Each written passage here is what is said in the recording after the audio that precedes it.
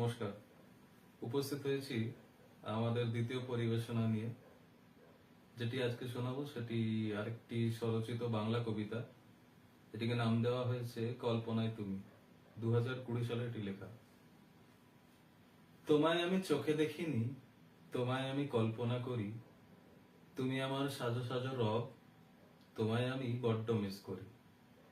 তুমি যেন এক ছলনা সবুজ, আকাশে আকাশে দাগ কাটো। তুমি যেন এক মিথ্যে অতীত, আমার জগতে আজও বাঁচো। তোমায় নিয়ে রান্নাবাটি খেলা, তোমায় নিয়ে বহু স্বপ্ন। তুমি যদি সেকাল থেমে না যেতে, হাতে পড়তো না হাত অন্য।